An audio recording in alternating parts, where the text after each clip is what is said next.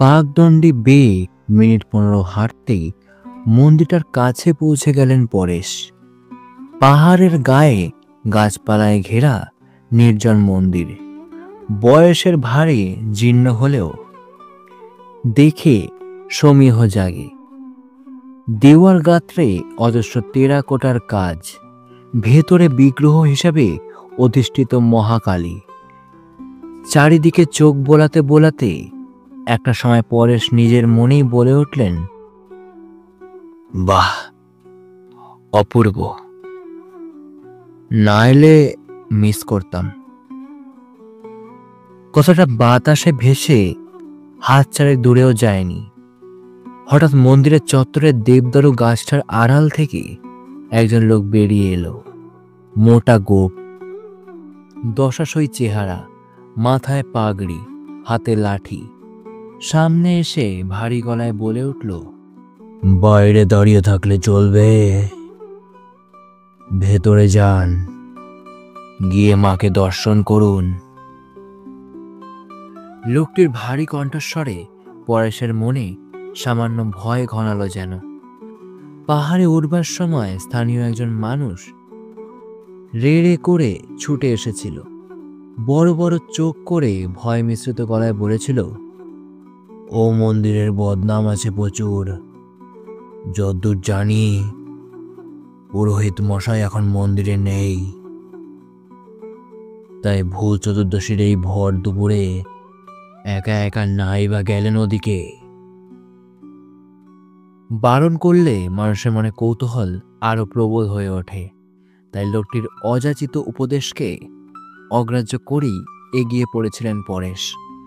কিন্তু এখন যেন তার একটু ভয় ভয়ই লাগছে। কে এই লাঠিধারী? সংশয় ভরা দৃষ্টি নিয়ে লোকটির দিকে তাকালেন পরেশ। আপনি কি পুরোহিত মশাই? লোকটি মাথা ঝাঁকালো, না, এই মন্দিরের রক্ষক আমি। গোদা বাংলায় যাকে বলে পাহারাদার। লোকটির কথায় ভয় কেটে গিয়ে স্বস্তি জাগে পরেশের মনে। তাহলে তো আপনি সবই জানেন। পাহাড়ে ওঠার মুখে একজন বলল এই মন্দিরের নাকি বদনাম আছে, সেই জন্য বারণ করলো আসতে।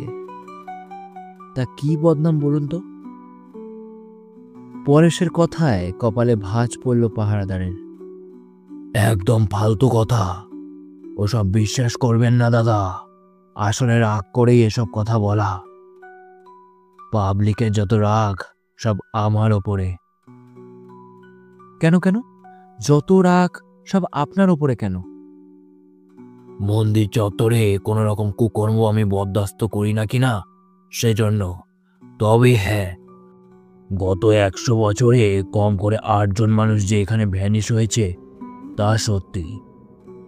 শরীরের পোশাক আশাক ছাড়া কিছুই আর তাদের খুঁজে পাওয়া যায়নি। পুলিশ শত চেষ্টা করেও আজ পর্যন্ত কিনারা করতে পারেনি এই রহস্যের। শেষ ঘটনাটা ঘটেছে বছর 12 আগে। কবে কোন 12 বছর আগে একটা অঘটন ঘটেছে, তাই বলে কি কেউ মন্দির দেখতে আসবে না? আরে বাবা, ওটা তো একটা বিচ্ছিন্ন ঘটনা। মানুষ না বুঝে খালি বদনাম করেই যাচ্ছে। শুনে খানিকটা যেন শ্বাসস্ত হলেন পরেশ। সত্যি তো, 12 বছর আগে ঘটা একটা ঘটনা নিয়ে কিসের এত মাতামাতি? তিনি বললেন, 2 দিন আগে আপনাদের এই শহরে এসেছি অডিটের কাজে। থাকবো আরো 3 দিন। আজ কাজ না থাকায় বেরিয়ে পড়েছি শহর ঘুরতে। কিন্তু পাহাড়ে ওঠার মুখে ভদ্রলোক এমন ভয় ধরিয়ে দিল যে, রাখুন তো লোকের কথা। লোকে কিনা বলে আর ছাগলে কিনা খায়। মুখে হাসি টানল পাহারাদার। বারণ না শুনে আপনি কিন্তু ভালোই করেছেন দাদা। প্রায় 100 বছরের প্রাচীন এই মন্দির না দেখলে পরে আফসোস করতেন। মনের আনন্দে ঘুরে ফিরে দেখুন না, যত খুশি আপনার। কে বারণ করেছে? না ভাই, হাতে বেশি সময় নেই। সহকর্মীদের বলে এসেছি সন্ধ্যার আগেই হোটেলে ফিরব। এখান থেকে হোটেলের দূরত্ব তো কম নয়, হাঁটা পথে পাক্কা 40 মিনিটের রাস্তা। সন্ধ্যার এখন অনেক দেরি আছে দাদা। মন্দির আর বিগ্রহ দর্শনে বড়জোর 30 মিনিট, তারপর আপনার হাতে তো অঢেল সময়। পাহাড়দারের কথায় হাত ঘড়ির দিকে এক নজর তাকিয়ে মৃদু হাসলেন পরেশ। তা পুরোহিত মশাই গেছেন কোথায় বলুন তো? নিচে বাজারে? না, কি এক দরকারে যেন পাশের শহর আনন্দনগরে গেছেন ওনার মেয়ের বাড়িতে। কাল কালী পূজা, তাই ফিরবেন আজ সন্ধ্যার আগেই। পুরোহিত মশাই থাকলে বেশ ভালো হতো, গল্প করে খানিকটা সময় কাটানো যেত। পরেশের কথায় চোখ দুটো যেন চকচক করে উঠল পাহারাদারের। গলা খাকারি দিয়ে সে বলে উঠল, আপনাকে একটা কথা বলবো দাদা। হ্যাঁ বলুন না। লুডো খেলতে পারেন? হাসি পাওয়ার মতো কথাই বটে। শুনে হেসে ফেললেন পরেশ। লুডো খেলতে পারে না এমন মানুষ ভূভারতে কেউ আছে নাকি? একজন বাচ্চাও জানে ও খেলা। তাহলে দাদা, আপনার আপত্তি যদি না থাকে, আমার সঙ্গে এক দান লুডো খেলতে পারেন, কিন্তু সময় দিব্যি কেটে যাবে। লুডো আপনার সঙ্গে? বিস্ময় ভরা দৃষ্টি নিয়ে পাহারাদারের দিকে তাকালেন পরেশ। ঘুরতে এসে লুডো খেলা? দেখলে লোকে হাসবে যে। লোকের কথাই হলো হাসা। এই যে আপনি ভর দুপুরে এতদূর ঠেঙিয়ে এই মন্দির দেখতে এলেন, এতেও তো লোক হাসতে পারে, হেসে বলতে পারে, কি আছে এই পুরো মন্দিরে যে দেখতে এসেছে? পাগল, লোকটা পাগল। তা অবশ্য বলতে পারে, তবে বললে আমারও পাল্টা কিছু যুক্তি আছে ভাই। বলবো পুরনো মন্দির দেখাটা আমার একটা নেশা। খুঁটিয়ে খুঁটিয়ে দেখি, মোবাইলে ছবি তুলি, পরে তাই নিয়ে খেলা খেলিও করি। তাহলে সেই রকমই বলবেন সময় কাটাতে লুডো খেলেছেন। হেসে ফেললেন পরেশ। মন্দির দেখতে এসে লুডো খেলাটা হাস্যকর ব্যাপার। তাছাড়া আপনাকে তো বলেইছি, সন্ধ্যার আগেই আমাকে হোটেলে ফিরতে হবে। পাহারাদারের গলায় এবার প্রবল আকুতি। লুডো খেলতে আমি ভালোবাসি দাদা, বিশেষ করে সাপ লুডো আমার প্রাণের খেলা। খুব বেশি সময় লাগবে না, মেরে কেটে 1 ঘন্টা, তার মধ্যেই ফসলা ঠিক হয়ে যাবে। প্লিজ দাদা। ঘুরতে এসে একই জ্বালা, দ্বিধায় পড়লেন পরেশ। ছেলে মানুষের আবদার যাকে বলে এ যেন তাই। আধবুড়ো একটা মানুষ বলে কিনা সাপ লুডো খেলবে? এককালের লুডো খেলায় তারও খুব ঝোঁক ছিল। স্কুল কলেজে পড়বার কালে পড়াশোনায় ফাঁকি দিয়ে কত যে খেলেছেন লুডো। পরবর্তীকালে চাকরি আর সংসারের জাতাকলে পড়ে কোথায় যে সব ভেসে গেল। একটু পরেই আনমনা ভাব কাটিয়ে স্বমহিমায় ফিরে এলেন পরেশ। মুখে হাসি টেনে বললেন, ঠিক আছে, হয়ে যাক তবে একদান। তবে সবার আগে মন্দির দর্শন, তারপর অন্য কিছু। শুনে খুশিতে দগমগ পাহারাদার। নিশ্চয় নিশ্চয়। তাহলে মন্দির আর বিগ্রহ দর্শন হয়ে গেলে মন্দিরের পেছনে আমার ঘরে একবার পায়ের ধুলো দেবেন দাদা। খেলাটা আমরা খাটে বসেই খেলবো। ঠিক আছে, আপনি যান। দর্শন আর প্রণাম মিটিয়ে একটু পরেই আমি আসছি।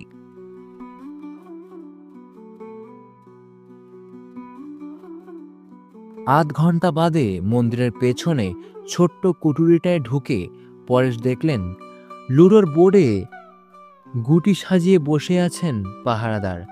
পরেশকে দেখে আনন্দে আপ্লুত লোকটা। আমি লাল গুটি নিয়ে খেললে আপনার আপত্তি নেই তো? লোকটা ছেলে মানুষেতে হেসে ফেললেন পরেশ। না না, আপত্তি কিসের, খেলুন না। দুজনে মুখোমুখি বসতেই বাইরের ঝাউ গাছটায় সহসা কর্কশ স্বরে একটা দাঁড় কাক ডেকে উঠল। সেই সঙ্গে কাছে পিঠের কোনো একটা জায়গা থেকে ভেসে এলো কুকুরের তীব্র মরা কান্না।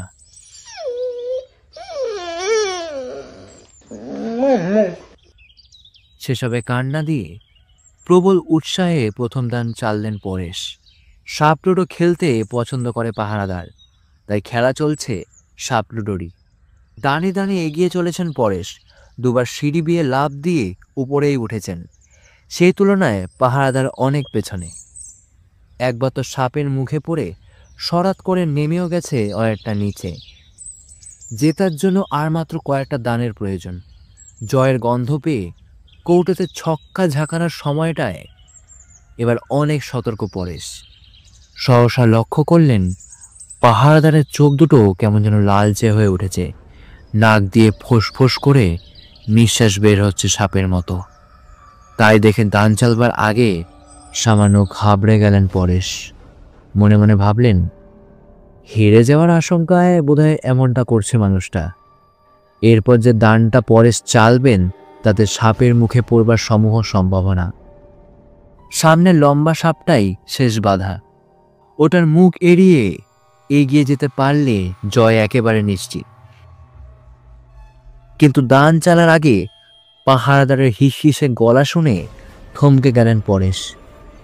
পাহারাদার বলছে, আপনার এই চালের ওপর আমার ভবিষ্যৎ নির্ভর করছে দাদা। ঈশ্বরের কাছে প্রার্থনা করছি আপনি যাতে সাপের মুখে পড়েন। ছেলে মানুষের মতো একই কথা বলল পাহারাদার। খেলার মধ্যে এতখানি ডুবে গেছে মানুষটা, জেতার স্বপ্নে বিভোর পরেশ। তাই খারাপ লাগলেও কথাটাকে তেমন আমল দিলেন না। উল্টে ছেলেবেলায় যেমন উত্তেজিত হয়ে চিৎকার করে উঠতেন, তেমনি চিৎকার করে বলে উঠলেন, 2 পড়লে সাপের মুখে আর 5 পড়লে জিত। আমার 5ই পড়বে, অবধারিত 5। কিন্তু দান চালার পর দেখা গেল 2ই পড়েছে, একেবারে সাপের মুখে। হঠাৎ কি যে হলো!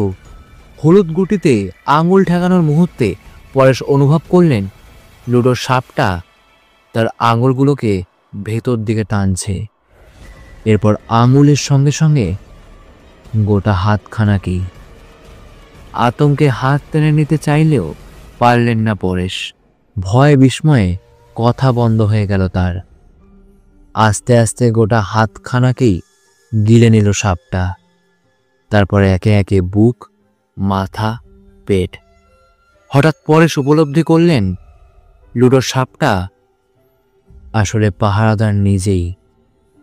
হিংস্র একটা ভাব নিয়ে পাহারাদার নিজের সাপের মতো তাকে গিলে খাচ্ছে একটু একটু করে। পাহারাদারের হাসির শব্দ মিলিয়ে গিয়ে সরীসৃপের হাড় হিম করা হিসির শব্দে ভরে উঠেছে ঘরখানা। ধীরে ধীরে তিনি তলিয়ে গেলেন এক অন্ধকার গহ্বরে, উষ্ণ স্যাঁতস্যাঁতে এক অজানা জগতে। তার শরীরের পোশাক আশাক আর মোবাইলটা শুধু পড়ে রইল খাটের ওপরে।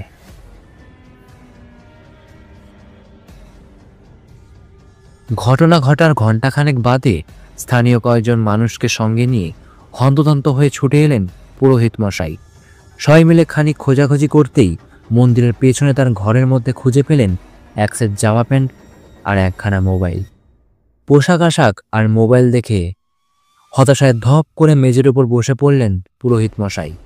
কাঁদো কাঁদো হয়ে বললেন, এই ভয়টাই আমি পেয়েছিলাম গোপাল। মোবাইলে তোমার মুখ থেকে খবরটা শুনেই এক মুহূর্ত আর দেরি করিনি।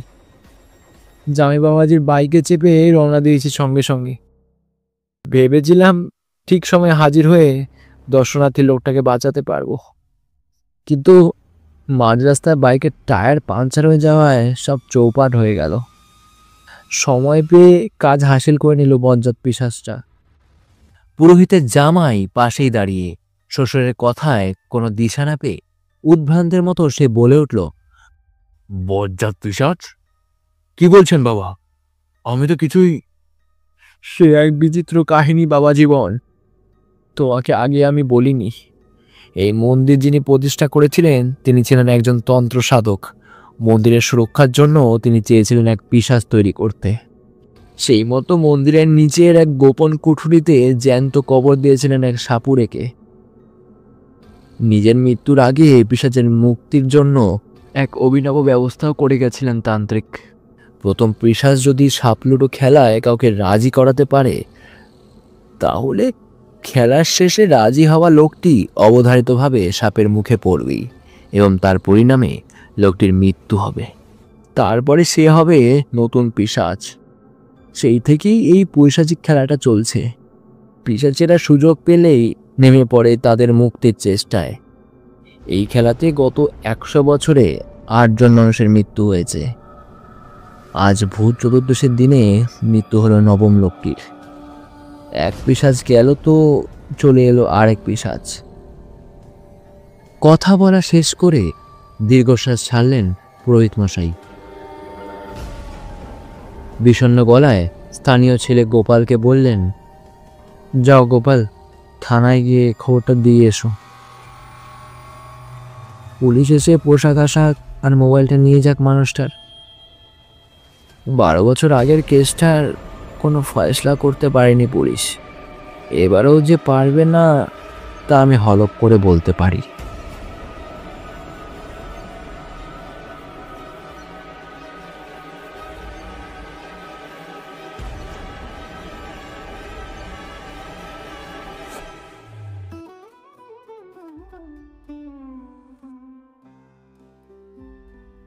এতক্ষণ আপনারা শুনছিলেন বিপুল মজুমদারের লেখা মন্দির রহস্য। গল্পটি যদি আপনাদের ভালো লেগে থাকে তাহলে লাইক করুন, বন্ধু এবং প্রিয়জনের সাথে শেয়ার করুন।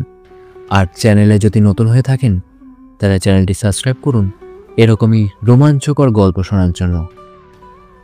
দেখা হচ্ছে পরের এপিসোডে, দেখা হচ্ছে পরের গল্পে।